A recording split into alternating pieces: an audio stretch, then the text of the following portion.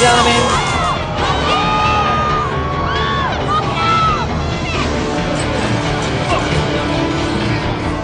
Hi, my name is Rob Luyando.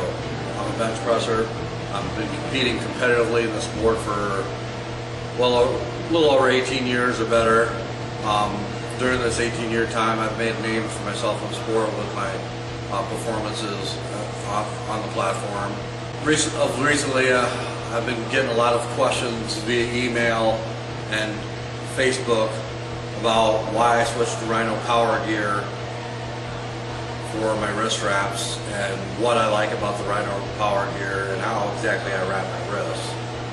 Well, for starters, RHINO Power Gear is a company that supports powerlifting, so that's a plus right there.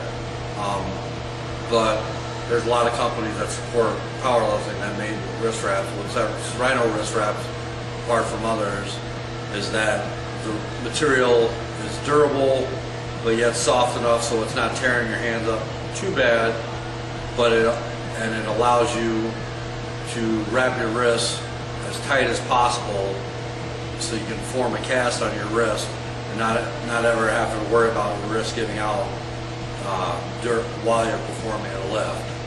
Regardless if you're just doing straight weight bench press in competition, or if you're in the gym with heavy band tension, you're able to keep your wrists locked in tight. For me, that's real important with the weights that I handle. It's a safety issue, but also helps you improve on the weights that you handle if you keep everything in tight.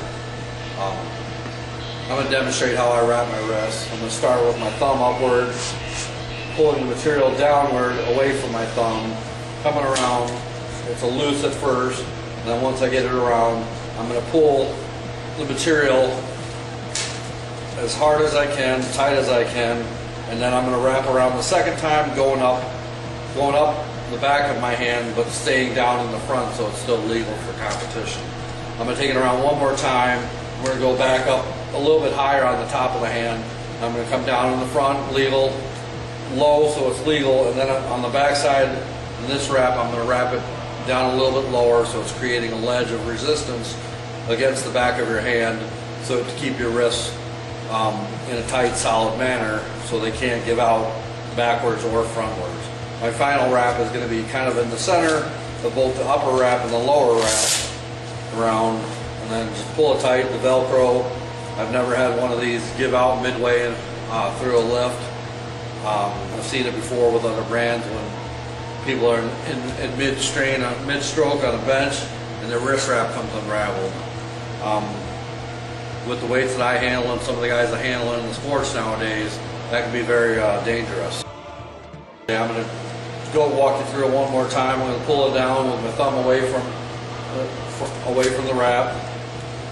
I'm going to pull all this tension out, come up a little bit higher on the back of the hand, come down low, come up a little bit higher again on the back of the hand, pulling all the slack out, come down low again, and then go lower on the back side, and then on the final one come about midway on the wrap and pull it as tight as you can, getting a cast.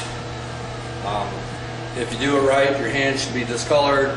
You should be starting to lose a little bit of feeling in your hand, but you have a cast-like effect on your wrist wraps. I'm going to undo these because my hands are going numb. I'm not getting ready to load the bar up or nothing, so that's how you wrap your wrist. That's how I wrap my wrists. This is the best way, probably, because I do it. But if you have any other questions, you can reach me at RHINOPowerGear.com. Be glad to help you out.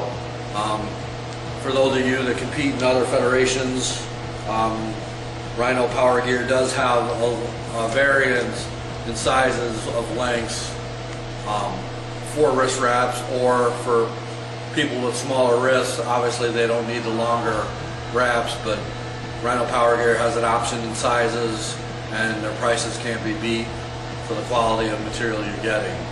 Check them out at www.RHINOPowerGear.com. Thank you.